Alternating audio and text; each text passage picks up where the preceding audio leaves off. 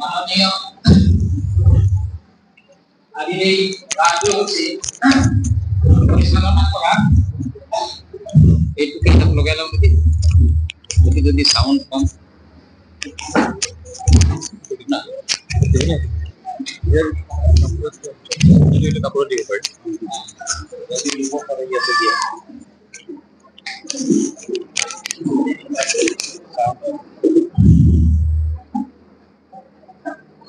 Sound ঠিকে আছে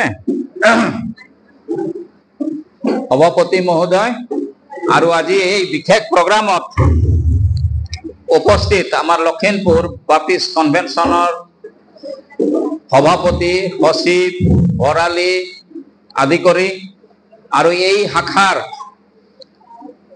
কৰ্মীসকল মণ্ডলীৰ পালকসকল আৰু এই শাখাৰ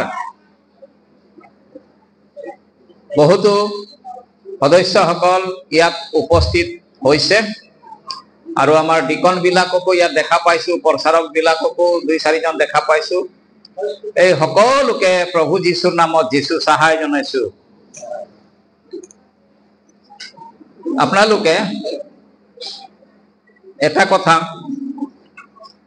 বহু দিনৰ পৰা হয়তো লক্ষ্য কৰি আহিছে আৰু হেতু কি বাইবেল শিক্ষাটো কোন নম্বৰত থাকে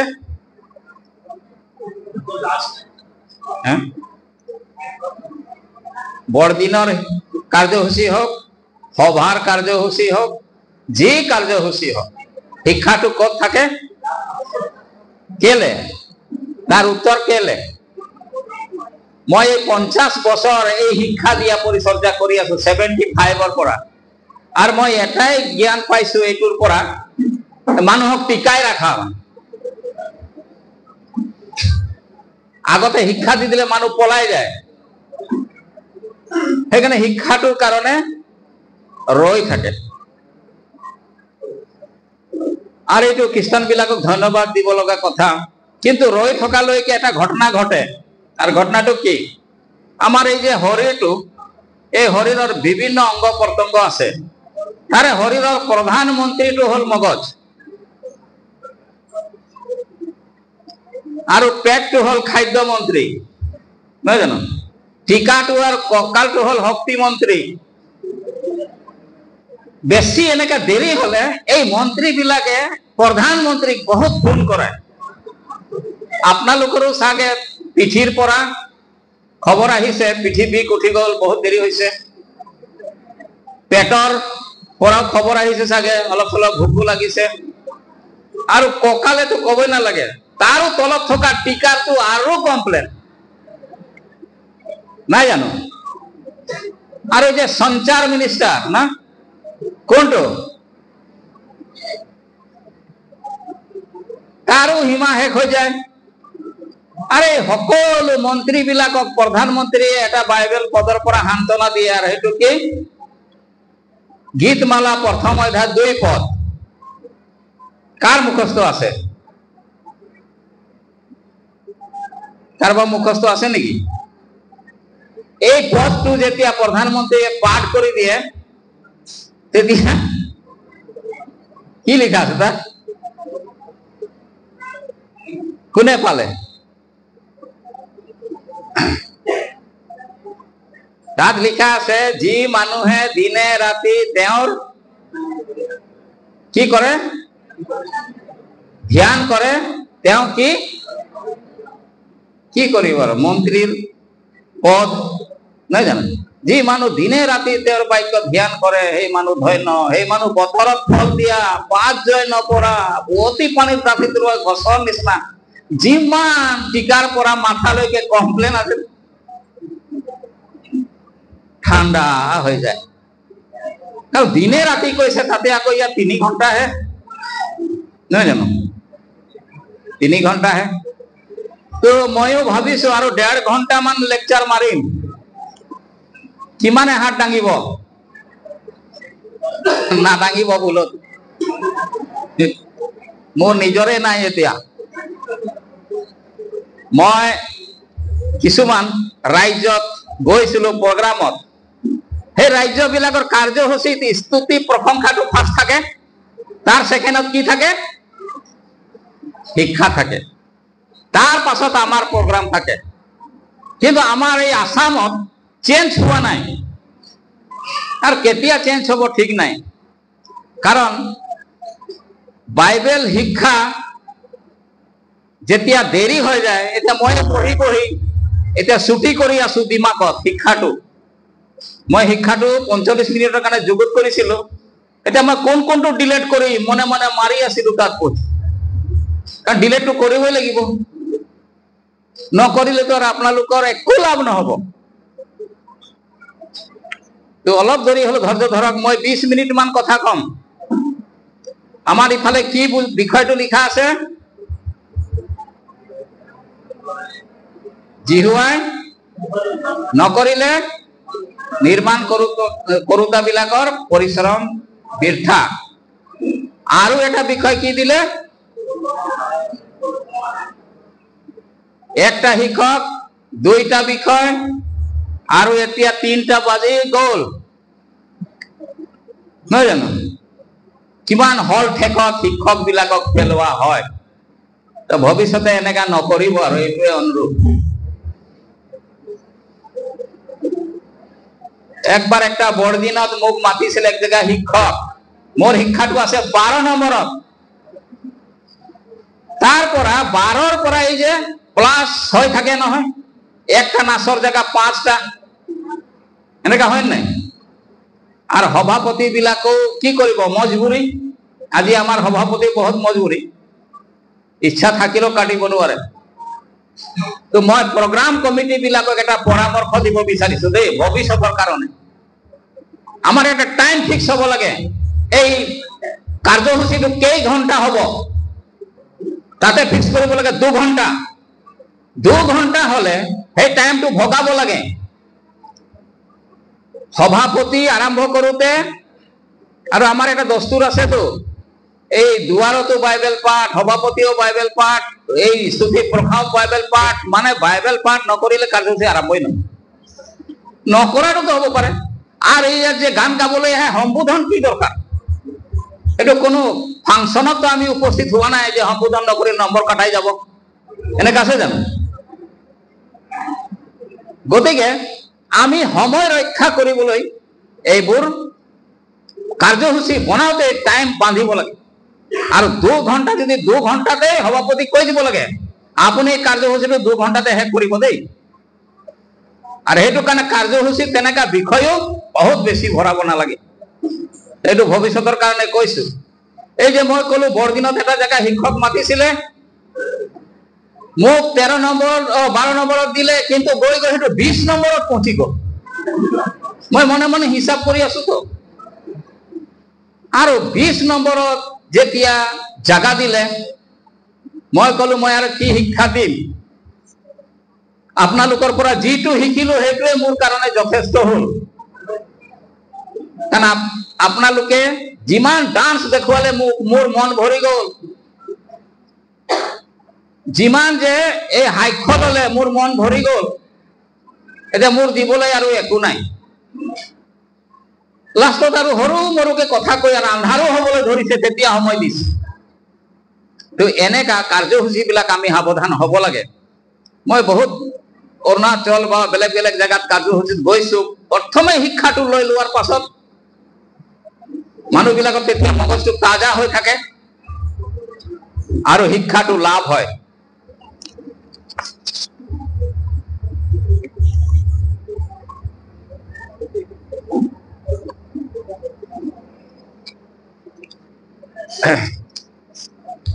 আমি এই মণ্ডলীৰ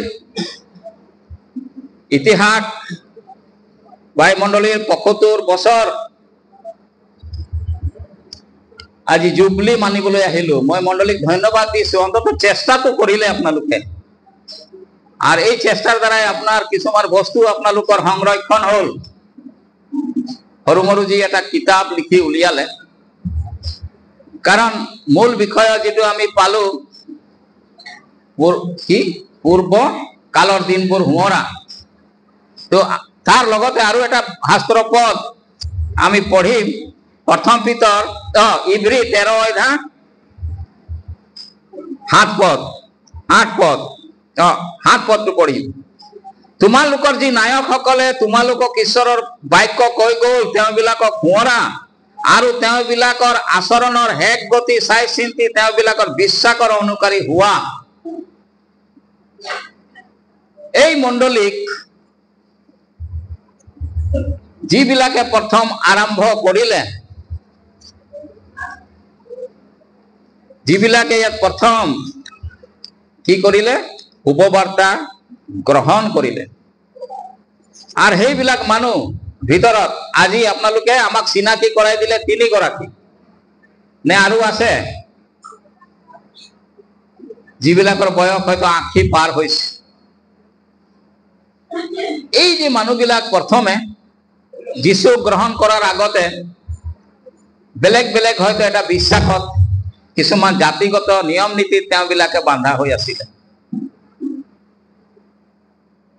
আর সেই জাতিগত বিশ্বাসত জীবন ধারণ কৰি আছিলে আৰু এনেকা জীবন ধাৰণ কৰি থকা সময়তে হয়তো প্ৰথম শুভবাৰ্তা ইয়াত আহিলে আৰু তেওঁবিলাকৰ কাৰণে এইটো বুজিবলৈ অলপ টানো হল, কষ্ট হল, তথাপি মন দিলে। আৰু সেইটো দিনত এটা ভাল আছিলে, আজিৰ নিচিনা মানে টকা পয়সা পালে সহায় কৰা আজিকালি যেনেকা সন্থাবিলাক ওলাই মানে কাম কিছুমান কৰিছে যেটো চৰকাৰৰ চকুত পৰি গৈছে, সেইটো দিনত সেইবোৰটো নাছিলেই। ডাইৰেক্ট যিশুৰ কথা আৰু নিজৰ মানুহবিলাকে কৈছিলে আৰু সেইটো দিন হয়তো ইয়াৰ মানুহবিলাকে প্ৰথম শুনিলে। নিজৰ যেটো কি কম সেইটো জাতিগত সকলো পূজা পাঠৰ পৰা আৰম্ভ কৰি সেইটো আৰু শুভবাৰ্তাটো তেওঁবিলাকে তুলনা কৰিলে আৰু তুলনা কৰাৰ পাছত তেওঁবিলাকে হয়তো যিশুৰ প্ৰতি আকৰ্ষিত হল, গ্ৰহণ কৰিলে। আৰু মই জানো প্ৰথম শুভবাৰ্তা আহিলে যোনে প্ৰথম গ্ৰহণ কৰে তেওঁবিলাকে বহুত তাড়নাৰ সন্মুখীন হয়, না গালি হপনি এনেকা শুনে। এই ঘটনাটো হয়তো ইয়াতো ঘটিলে। তাৰ মাজতে তেওঁবিলাকে ধৈৰ্য ধৰি একজনৰ পৰা দুজন, দুজনৰ পৰা আৰু 4 জন 5 জন কৰি আপোনালোকৰ ইতিহাসে কলে যে 9 ঘৰ হবলৈ হয়তো সেইটো সময়ত ভালেমান বছৰ লাগিছে। এনেই একে বছৰতে গোটেই জাক বান্ধি খ্ৰীষ্টান হৈ গল এনেকা হোৱা নাই। আৰু তেওঁবিলাকে যিশুক বিশ্বাস কৰি এটা হয়তো ঝুপুৰি চুপুৰি পাতি পেলাই হয়তো পাত বা খেৰ নৰাৰে এটা হয়তো ঝুপুৰি কৰি ঈশ্বৰৰ আৰাধনা আৰম্ভ কৰিলে, যাক পাছত কাল কৰ্মে এটা গীৰ্জালৈ ৰূপান্তৰিত হল। আৰু সেইটো এটা ইতিহাস।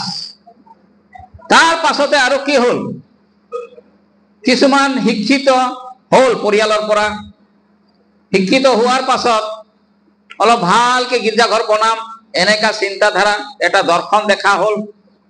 আৰু সেইটো এটা যুগ। আমি যদি সেইটো 25 বছৰ যিশু গ্ৰহণ কৰা যুগটো 25 বছৰ কৰি ধৰো, আকৌ 25 বছৰ এটা জেনেৰেশ্যন। আৰু সেইটো কি কৰিলে অলপ উন্নত চিন্তা কৰিলে অলপ ভাল ঘৰ বনাম, আকৌ এনেকা চালে 75 বছৰ হল যদি এইটো 3rd জেনেৰেশ্যন। এই 3rd জেনেৰেশ্যনত মানে তৃতীয় পুৰুষত এতিয়া এটা এনেকা গীৰ্জাঘৰ হৈ গল। এই দৰ্শনটো মণ্ডলী বিলাকৰ এতিয়া আৰম্ভ হৈছে। আমি বাইবেলত পাওঁ এটা যুগ আছিলে ঈশ্বৰৰ আৰাধনা কৰিবলৈ যজ্ঞবেদী, যেনেকা সেইটো আদামৰ ল'ৰা কইন আৰু হাবেলে আৰম্ভ কৰিছে। যজ্ঞবেদী এনেকাই ইজৰাইলৰ মাজত চলি আহিলে। আৰু আমাৰ ভাৰতবৰ্ষতো এই যজ্ঞবেদীৰ চিষ্টেমটো আছিলে। আনকি আমাৰ আদিবাসী বিলাকৰো এটা যজ্ঞবেদী চিষ্টেমটো আছিলে। আৰু আমি কি কৰিছিলো, সৰু মৰু হলো এটা যজ্ঞ বনাই আমাৰ যেটো জাতিগত বিশ্বাসৰ মতে জীৱন ধাৰণ কৰিছিল। এতিয়া সেই যজ্ঞবেদী বদলি হল। আৰু বাইবেলত দেখিলে ক'ত বদলি হৈ গল, জেৰুজালেমত সুলেমান ৰাজাৰ দিনত দাউদ ৰজাৰ দিনতে এইটো আৰম্ভ হ'ল, সুলেমানৰ দিনতে এটা মন্দিৰ প্ৰতিষ্ঠা হ'ল। আৰু সেই মন্দিৰ ইমান মানে কি কম, এনেকা ধৰণে যুগুত কৰা হৈছিলে দাউদৰ দ্বাৰাই, যাতে এইটো যুগান্তকাৰী হ'ব। ইমান মূল্যৱান পাথৰ, ইমান মূল্যৱান ধাতু, ইমান মূল্যৱান সোণ ৰূপ ৰে মন্দিৰটো নিৰ্মাণ কৰা হ'ল আৰু ঈশ্বৰৰ হাতত উৎসৰ্গ কৰা হ'ল। সেই দিনত হয়তো কোনো ভাবা নাছিলে, যিদিনত এই প্ৰগ্ৰামটো হ'ল, হাজাৰ হাজাৰ মেৰ পোৱালি কাটা হ'ল, হাজাৰ হাজাৰ হয়তো সিদিনা জীৱ জন্তু বধ কৰা হ'ল, আৰু এটা মহাযজ্ঞৰে এই জেৰুজালেম মন্দিৰটো ঈশ্বৰৰ নামত উৎসৰ্গ কৰা হ'ল। আৰু সুলেমানে প্ৰাৰ্থনা কৰোঁতে ক'লে, হে প্ৰভু, মই জানো যে মোৰ হাতেৰে বনোৱা ইয়াত যে আপুনি বাস কৰিব এইটো নহয়, সেইটো স্বীকাৰ কৰিম। কিন্তু কিছুদিনৰ পাছতে সেই মন্দিৰ দুৰ্দশাটো বহুত বেয়া হ'ল। যীশু অহা সময়লৈকে তাৰ অৱস্থা ইমান ভাল নাছিলে, আৰু যি মন্দিৰ কাৰণে যীশু কান্দিলে, আৰু কাল কৰ্মে এতিয়া জেৰুজালেম মন্দিৰ নাইকিয়া হ'ল। সেই সোণ ৰূপ, এই মহামূল্যৱান পাথৰবোৰ নাইকিয়া হৈ গ'ল। আমি কিয় এই গীৰ্জা ঘৰবোৰ বনাইছো? ঈশ্বৰৰ আৰাধনা কৰিবলৈ। ঈশ্বৰৰ আৰাধনা কৰাৰ আমাৰ যিটো মূল ভেটি, এটা এটা গীৰ্জা ঘৰ। প্ৰিয়সকল, মই বহুত জেগাত এটা কথা কৈ থাকো, আৰু সেই কথাটো হৈছে, যেতিয়া গীৰ্জা ঘৰবোৰ পকা হৈ যায়, বিশ্বাসীবিলাকৰ মনবোৰ কেঁচা হৈ যায়। চাবচোন, ডাঙৰ ডাঙৰ একদম মানে টাইল চাইল লগাই গীৰ্জা ঘৰ বনাই দিলে, আৰু গীৰ্জা প্ৰাৰ্থনাত মানুহ কমিবলৈ আৰম্ভ কৰে। তাৰ মতলবটো এনেকা,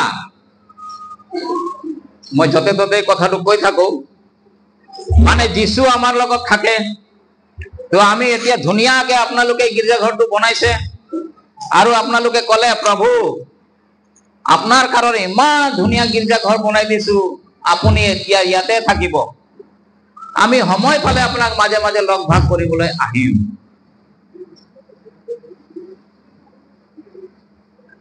মুছলমান বিলাকো এনেকা এনেকা মছজিদ বনাইছে, আৰু আল্লাহক কৈছে, হে আল্লাহ, এইটো তোমাৰ কাৰণে, মোৰ লগত বহুত দিন থাকিলা, আৰু তুমি জানা মোৰ অৱস্থা ইমান ভাল নহয়, যেতিয়াই তেতিয়াই তোমাক মানে অপমান কৰো, সেইকাৰণে তুমি ইয়াত থাকিলে অপমান নহব।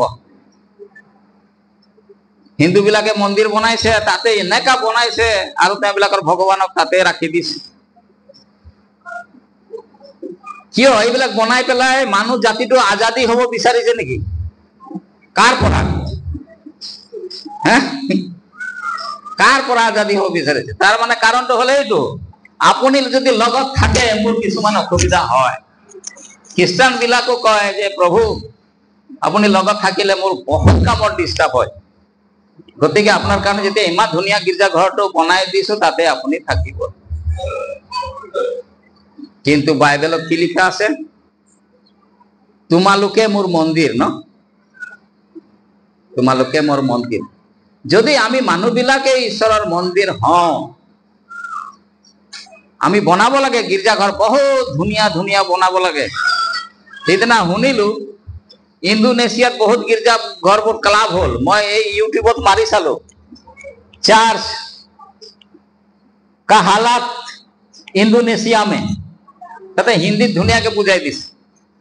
সেইটো ৰাজত্ব, ব্ৰিটিছ ৰাজত্বৰ কালত ইণ্ডোনেছিয়াত সেইবোৰ হ'ল, আৰু এতিয়া কাল কৰ্মে এতিয়া তাত মুছলিম বিলাকে ভৰি গ'ল, কিছুমানতো মছজিদ হৈ গ'ল, আৰু ডাঙৰ ডাঙৰ গীৰ্জা ঘৰবোৰ এতিয়া ক্লাব, হোটেল, কিবা লাইব্ৰেৰী চাইব্ৰেৰী এনেকা হৈ আছে। কি হ'ল? তাৰ মানুহবিলাক হেৰাই গ'ল। গতিকে প্ৰিয়সকল, আমি গীৰ্জা ঘৰ বনালেই নহব। গীৰ্জা ঘৰ বনাই দিলো, আমাৰ ডিউটি খতম। সেইটো নহয়। আজি এই মণ্ডলীৰ ডিউটি আৰম্ভ হৈছে কি, এতিয়া গীৰ্জাঘৰ যেনেকা পাক্কা তেনেকা আপোনাৰ গীৰ্জা অহা অন্তৰটো পাক্কা হ'ব লাগিব। ইমান ধুনীয়া গীৰ্জাঘৰ বনাইছো, মই কেনেকৈ গীৰ্জা নোযোৱাকৈ থাকিম, এই এনেকা ডিচিশ্যন আজি আপোনালোকে ল'ব লাগিব। আৰু এই গীৰ্জা ঘৰটো যেতিয়া মই বনাইছো, দান পুণ দিয়াত মই পাক্কা হম, প্ৰাৰ্থনা কৰাত পাক্কা হম, মণ্ডলীৰ প্ৰতি থকা মোৰ বেয়া ভাৱনাবোৰ এৰিম, মই ধাৰ্মিকতাত পাক্কা হম, মই প্ৰাৰ্থনাশীল ব্যক্তি হম। এনেকা ধৰণৰ এটা মন, পাক্কা মন আজি কৰিব লাগিব। আৰু নহলে গীৰ্জাঘৰ বনালে হিন্দু নিচিনাৰ দখা হবলৈ বেছি দিন নালাগে। আজিকালি আমাৰ ল'ৰা ছোৱালীক ঠেলি ঠেলি আনিব লাগে গীৰ্জালৈ।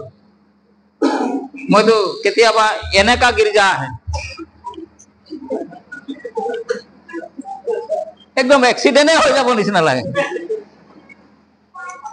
কোনে আহে এনেকা? হা, মানে ঘৰৰ পৰা মোবাইলটো লৈ এনেকাই গীৰ্জা ঘৰত সোমাই যায়, আৰু তাতো যে একদম ক'তবা সোমাই থৈ দিলে হয় জানো? আজি সেই দিনত আমি আমাৰ ল'ৰা ছোৱালী বিলাকক লৈ ঈশ্বৰৰ ৰাজ্য পাইছো, আৰু ঈশ্বৰৰ ৰাজ্যত আমি জীৱন ধাৰণ কৰিছো। গতিকে কিমান সাৱধান হবলৈ হৈছে। মই স্থানীয় মণ্ডলীক এটা অনুৰোধ কৰিব বিচাৰিছো, আজি গধূলা পাৰিলে আপোনালোকে আপোনালোকৰ মৈদামত শুই থকা ব্যক্তি বিলাকলৈ গৈ এটা এটা মৈদাম এই মম দিব পৰা যাব নাই পালক? তাতে গৈ অলপ প্ৰাৰ্থনা কৰিব আৰু কব, আপোনাৰ জহতেইতো এই মণ্ডলীটো হে শুই থকা আমাৰ বাবা বিলাক, আমি আৰু আপোনালোকক কি দিম, এই মম এটা দি আৰু আপোনালোকৰ আশীৰ্বাদ লবলৈ আহিছো। এই কামটো কৰিলে ভাল হ'ব। তাৰ পাছতে শেষত আৰু দুটামান কথা কৈ শেষ কৰিম। এই ৭৫ বছৰত আত্মিকভাৱে কিমান কি হ'ল অথনি অলপ শুনিলো, কিন্তু এই ৭৫ বছৰত জাগতিকভাৱে এই মণ্ডলীত অথনি শুনিলো চাকৰিয়াল একটাই ন, সিও মানে ৰিটায়াৰ চিটায়াৰ হৈ মৰি গল। আৰু এতিয়া আছে নাই? নাই। ৭৫ বছৰত মই এইটো কেলে কবলৈ লৈছো, খ্ৰীষ্টান বিলাকৰ মাজতেই শিক্ষা দীক্ষাৰ ভেটি নহয় জানো? আপোনালোকে খান ছাৰৰ হেৰি শুনিছে নাই? এইটো যে খান ছাৰ বুলি আমাৰ ইণ্ডিয়াত একজন আছে, বিহাৰৰ মানুহ, তেওঁ আমাৰ খ্ৰীষ্টান বিলাকক বহুত প্ৰশংসা কৰে। क्रिश्चियन मंडली ऐसा है, क्रिश्चियन लोग ऐसा है, बड़ा बड़ा स्कूल खोलता है, अस्पताल खोलता है, और वो लोग सारा भारत का शिक्षा व्यवस्था को लोग टिका के रखा है। क्रिश्चियन का ये है, वो लोग धर्म तो बाद में, लेकिन उनका शिक्षा व्यवस्था बहुत ऊंचा है, प्रशंसा करे। और आमी आमार गिरजाघरत सोमाये प्रथमे आमार प्रथम व्यवस्थाटुए कि ভাল ভাল শিক্ষা লনে নাই? আমার শিক্ষার উপরত ইমানেই গুরুত্ব। আর আমি খ্রিস্টান স্কুল খুলিছো নাই? কোনে পড়িবলৈ খুলি দিছো? কারণ আমি তো মালিক হয় ভাই না, মালিকৰ ল'ৰা ছোৱালী তাক পঢ়াবলৈ কি দৰকাৰ? এই বাকি জাতি গোষ্ঠীবিলাক পঢ়িব, সাহাব তহাব হব, কি হব হব, আমার কি দরকার? আজি এনেকাহে হৈছে ঘটনাটো। আমার বিলাক মিশন স্কুলত নাই নহয়, আমার বিলাক যায় সরকারি স্কুলত, যেনে তেনে পঢ়ে, আমার ধ্যান নাই। লোকৰ কাৰণে স্কুল, নিজৰ কাৰণে হলে নাই। এতিয়া আমাৰ এই ৭৫ বছৰত ইয়াত এতিয়ালৈকে এক দুইটা ডক্টৰ ওলালেহে ভাল হলহেঁতেন নহয় জানো? ওলাব লাগিছিল নাই? হা, ওলালে নাই? নাই। নার্স আছে নাই? মণ্ডল আছে নাই? কেরানি সেরানি আছে নাই? তার পাছতে রাজনেতা আছে না একটাও? সৰু সৰু মানে মেম্বার চেম্বার এনেকা আছে না? উকিল একটা হল নে নাই? নাই। এতিয়া খ্ৰীষ্টান মণ্ডলী বিলাকত উকিল দৰকাৰ, দুটা তিনটা উকিল থাকিব লাগিব। এনেকা দিন আহিছে জানিছে কালি পৰহি কি হৈছে পাৰ্লামেণ্টত ৰাজ্য সভাত এটা আইন পাছ হৈ গ'ল ৰাষ্ট্ৰপতি সহিও কৰি দিলে সুপ্ৰিম কোৰ্টে টিকাই ৰাখিছে নে কিমানেই বাতৰিত দেখিছে কি বুলি টিকাই ৰাখিছে যে এইটো খালি মুছলিমৰ লগত হামলা কৰিলে নহব যদি ওয়াক বোৰ্ডত মুসলিম যদি এই হিন্দু যদি 10টা থাকে তেতিয়াহলে হিন্দু মন্দিৰতো মুসলিম লোক অন্যান্য জাতি গোষ্ঠীৰ মানুহক লগ আকৌ ইকুৱেল কৰক উকিল বিলাকে ধৰিছে আমাক উকিলো লাগে কালি যদি গিৰ্জাৰ ঘৰটোৰ কাৰণে কিবা প্ৰব্লেম আহে কোনে টিকাব ইয়া যদি দুই এটা উকিল থাকে তেওঁ বিলাকে গৈ হেতু টিকাব আৰু ইয়া যদি দুই একটা আমি অফিসাৰ বনাও এই অফিসাৰ বিলাকে হয়তো সহায় কৰিব তো আমাক এতিয়া এই দিকটো আমাৰ দিমাগৰ দিকটো চেঞ্জ কৰিব লাগে আমি এই ফালেও পকা হ'ব লাগে একদম এই ফালে কাঁচা হৈ থাকিলে নহব মণ্ডলীৰ এটা দৰ্শন হ'ব লাগে দৰ্শন শিক্ষা বিভাগৰ দৰ্শন ইয়াত বাইবেল কলেজ পঢ়া কেইজন আছে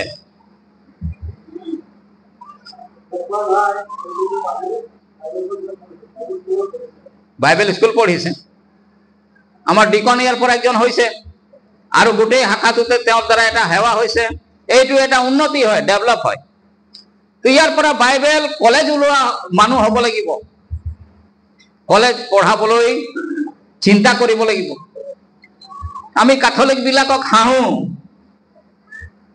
কিন্তু জানেনে কেথলিক বিলাকৰ বহুত পৰিয়াল বিলাকে নিজৰ ছোৱালীক ক'ত দান দি দিছে ছোৱালীয়ে দান দি দিছে সিস্টাৰ কৰিবলৈ মাদাৰ টেৰেছা হস্পিটালত বা তেওঁ বিলাকৰ বিভিন্ন স্কুল কলেজত একেবাৰে দান দি দিছে বহুত ল'ৰা বিলাক ব্ৰাদাৰ ফাদাৰ বিশপ পৰ্যন্ত আদিবাসী ল'ৰা ছোৱালী বিলাকে হৈছে দান দি দিছে আমি বাৰু তেনেকা দান দিব নালাগে কিন্তু অনুষ্ঠানৰ কাৰণে আত্মিকভাৱে মণ্ডলীক জগাই ৰাখিবৰ কাৰণে মণ্ডলীক টিকাই ৰাখিবৰ কাৰণে আমাক আত্মিক নেতাও লাগে এই মণ্ডলীৰ পৰা তেতিয়াহে ইয়াৰ ৭৫ বছৰৰ মূল্যটো সফল হৈছে বুলি এইটো গণ্য হ'ব কওঁতে অলপ বেছি কৈ দিছো বেয়া পালো মাফ কৰিব আৰু পালক দেই থিয় কৰাই দিলো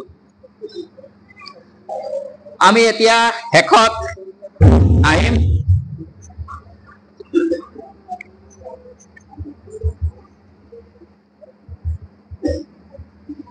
আৰু সেইটোৱে হৈছে জিৰিমিয়া 4:3 পদটো পঢ়িম আৰু শেষ কৰিম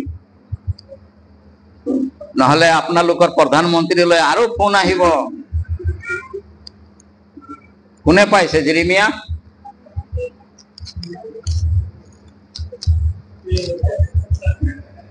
4:3 পদ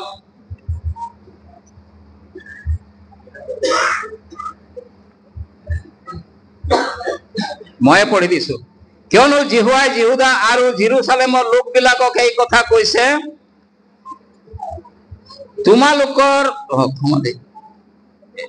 তোমালোকে নিজৰ পতিত মাটি চহুৱা কাঁইটৰ মাজত গুটি নববা এই পতিত মাটি চহুৱা ইয়াৰ মিনিংটো কি আপোনালোকে জানে নে বাপ্তিস্ম দিলে মোবাইলে ফটো যায় নে নাই আমিতো ডিকন বোৰ্ডে কিবা কিবি মানা কৰো এইবিলাক আপোনালোকে নকৰিব কিন্তু যিমান মানা কৰক একদম বাপ্তিস্ম হোৱা লগে লগে মোবাইলে দেখিব এই আমকা পৰচাৰে একেবাৰে তাত বাপ্তিস্ম দি আছে আমকা ডিকনে প্ৰিয়সকল সেইটো প্ৰচাৰ হোৱাটো ভালেই কিন্তু আজিৰ যুগৰ কাৰণে হয়তো এইটো ভাল নহয় কিন্তু দুখৰ কথাটো কি আপোনাৰ মণ্ডলীত যদি 50 ঘৰ আছে তাৰে 5 ঘৰ কিবা কিবি কাৰণত গীৰ্জা প্ৰাৰ্থনা আহা নাই কেতিয়াবা তেওঁবিলাকক এনেকে ভিডিঅ' বনাই হেৰি কৰি আপুনি আপলোড কৰিছেনে কৰিব পাৰিব এইবিলাকে গীৰ্জা প্ৰাৰ্থনা এৰি দিয়া লোক প্ৰাৰ্থনা কৰিব এনেকা কৰিলে এই নাহাক এটা আৰু জীৱনত নাই আহিব জীৱনতে নাহে। মোবাইলত যদি ওলাই যাব কোৱা কৈ হ'ব নে তহঁতে গিৰ্জা নি যাৱাল বোলে, তহঁতে গিৰ্জা নাযাও বোলে, এয়া মোবাইলত ওলাইছে। কিন্তু তাৰ এই যে পতিত মাটি চহুৱা, তাৰ মানে কি এইটো মাটিটো কি হৈ গ'ল? ভালে মাটি আছিলে, কিবা এটা কাৰণত তাত এতিয়া খেতি বাড়ি হবলৈ বন্ধ হৈ গ'ল, মানে গিৰ্জা আহিবলৈ বন্ধ হৈ গ'ল, দান পুণ আহিবলৈ বন্ধ হৈ গ'ল, খ্ৰীষ্টীয় সহভাগিতাটো বন্ধ হৈ গ'ল। এতিয়া সেইটো চাহ কৰিব লাগে নাই? চাষ কৰা মিনিং কি? ইফালে মণ্ডলী শুভ বাৰ্তা কৰি কৰি কৰি কৰি গৈ আছে, মানুহ বঢ়াই আছে, নাম কমাই আছে, আৰু ইফালে গৰা খহনীয়াই হৈ আছে, গৰা খহনীয়া হৈ আছে। গৰা খহনীয়া ফালে ধ্যান নাই। এইটো জিৰমিয়া দিনত ইছৰাইল জাতিবিলাকৰ এই অৱস্থা হৈছিল। আনকি আৰু জাগা আছে নহয়, ইছৰাইল বিলাক শুকান হাড়ৰ নিচিনা হৈ গৈছিলে, এনেকুৱা পথবোৰ আছে ন। আজি আমাৰ মাজতো এই ঘটনা ঘটিছে।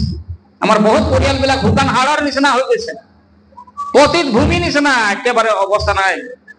আৰু আমি লিডাৰ বিলাক খালি খং উঠি থাকো, কোনে কোনে গিৰ্জা অহা নাই চাবি, তাহাঁতৰ ঘৰত কিবা হলে নাযাম আৰু নাহিব না। এই যীশু 100 মেৰৰ দৃষ্টান্ত দি পেলাই কি কৈছিলে? 99টা আছে কিন্তু একটাক বিচাৰি যাব লাগে। এইটো মণ্ডলীৰ দৰ্শন হ'ব লাগে, নহলে সেই ইণ্ডোনেছিয়াৰ এক্সাম্পল যে দিলো তাৰ নিচিনা এটা দিন আমাৰ হ'ব। সেইকাৰণে আহক বিশ্বাসীসকল, আজি সুযোগতে আপোনালোকৰ লগত কেইটামান বাক্য ভাগ বতৰা কৰি ললো। বহুত লম্বা শিক্ষা যুগত কৰিছিলো, কিন্তু 50% ডিলেট কৰিলো, আৰু যিটো পাৰিলো দাঙি ধৰিলো। ইয়াৰে যি আশীৰ্বাদ হ'ব আৰু ঈশ্বৰে আশীৰ্বাদ কৰক। মই এইখিনি কৈয়ে সামৰিছো।